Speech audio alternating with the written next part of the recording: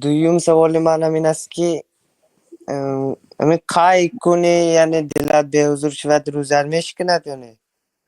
اگر قای خودش بیاید و من استقاع، یعنی کسی که طلبی قای کند، دستش در آرد یا مجبور خودش مجبور کرده اون چیزی بوی کند یا به نظر کند به چیزی که بیند دلش به حضور میشد، یعنی این سبب شد که قای آمد، قای طلب کرد خودش.